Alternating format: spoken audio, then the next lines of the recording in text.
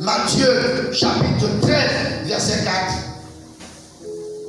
Je vous assure que nous comprenons quelque chose de merveilleux.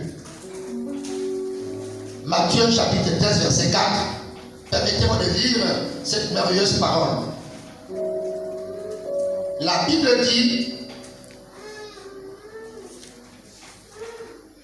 comme il semait, une partie de la semence tomba le long du chemin. Les oiseaux vinrent et la mangèrent. Les oiseaux vinrent et la mangèrent. Nous voyons Jésus sur la terre, en train de répandre l'évangile. Pourquoi répandre l'évangile? Parce que depuis des siècles, Satan a répandu le faux évangile. Ce faux évangile a rendu les gens aveugles. Amen. Ce faux évangile a rendu les gens malades. Ce faux évangile a rendu les gens méchants. Ce faux évangile a dénaturé les gens. Le second Adam, qu'on appelle Jésus, est maintenant sur la terre. Il a dit, je ne change pas de méthode. Je continue encore à semer dans le cœur des hommes la parole qui donne la vie, la parole qui sauve, la parole qui transforme, la seule parole qui rend les gens, qui ramène les gens et qui les rend semblables à Dieu. C'est la même parole qu'il est toujours en train de répandre. Parce qu'il n'y a aucune autre parole qui puisse vous rendre parfait comme la Bible.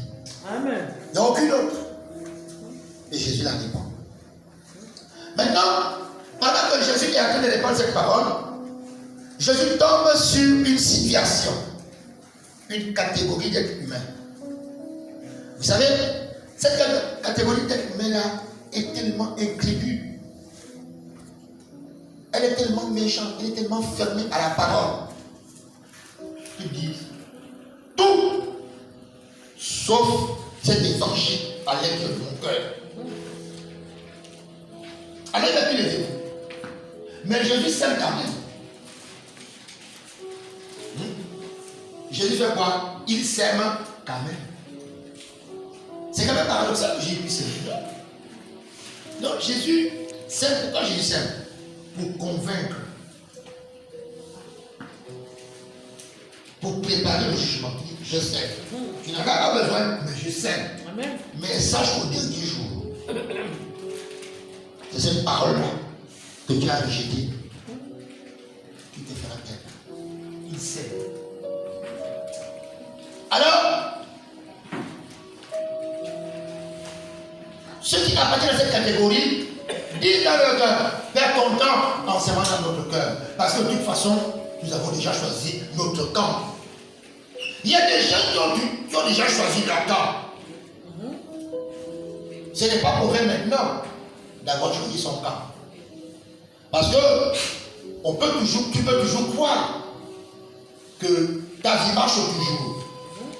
Mais le jour où le nombre des années que Dieu a déterminé dans ta vie s'accomplit, ce jour-là, tu prendras le chemin que tu n'as jamais compris.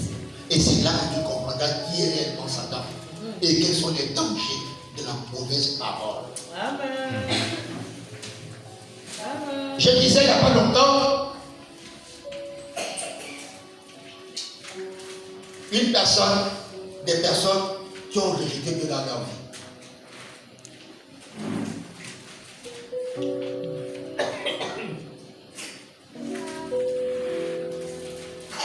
Et comment ils ont fini?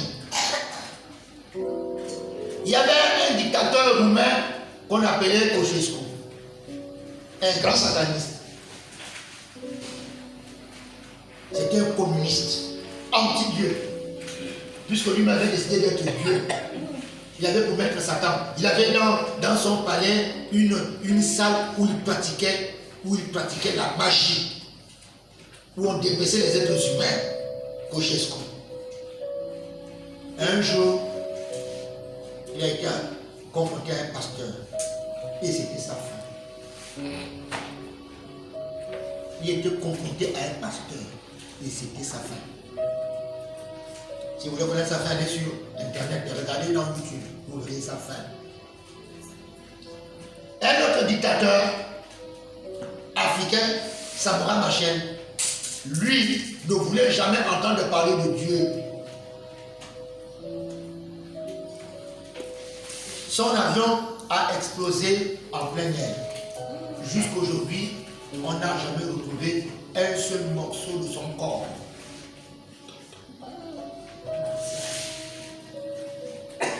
En RDC, le président Mobutu a dit que c'était lui le seul corps qui chantait sur cette terre, Dieu vivant. À la fin de ce jour, de son mandat, des pasteurs débarquent chez lui pour lui dire il faut que tu changes ta façon de faire.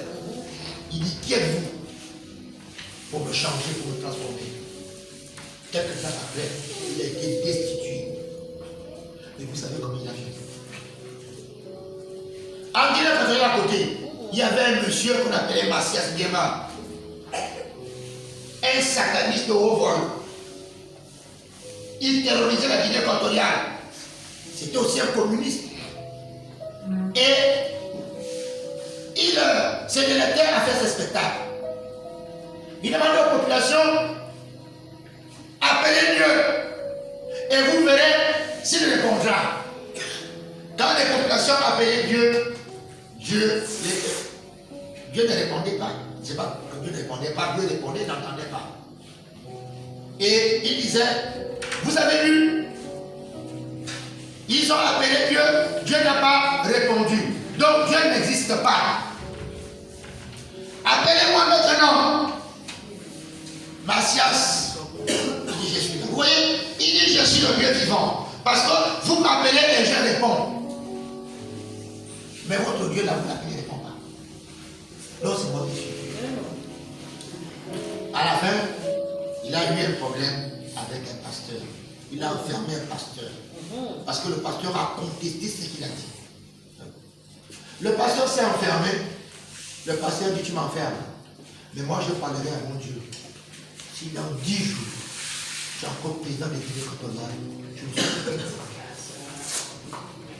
Et les choses se sont exactement passées ici.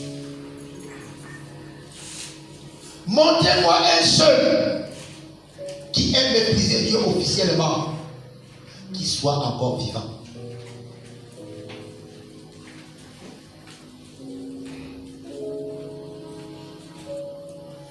Montrez-moi un seul qui aime mépriser Dieu, qui soit encore vivant.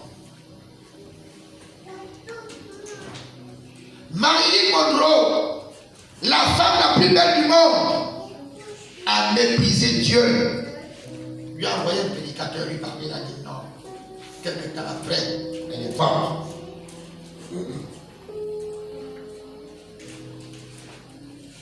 Toutes ces personnes se trouvent où aujourd'hui? Ils se trouvent dans ce qu'on appelle la GL, punis par celui-là même qui les avait inspirés à mépriser Dieu. Vous ne connaissez pas celui que vous servez là. Amen. Dans tout l'univers, il n'y a pas plus méchant que Satan. Satan n'a jamais oublié qu'il a perdu sa position prééminente au ciel à cause du projet sur lequel Dieu devait créer l'homme. Notre plus grand ennemi, c'est Satan. Amen. Et pourtant, c'est lui que nous écoutons. C'est lui que l'humanité écoute. C'est le premier rebelle, c'est le premier opposant, mais c'est aussi le premier ignorant. Amen. Voyez? Alors Jésus sème, comme je le disais tantôt, Jésus sème la parole. Et qu'est-ce que le monsieur fait? Le monsieur fait semblant d'écouter la parole, et cette parole ne porte pas de fruit. Et quand Jésus explique la raison pour laquelle il n'y a pas de résultat, Jésus dit, Satan, le malin, est venu et il a fait quoi? Il a enlevé la parole où dans le cœur de la personne qui ne voulait pas.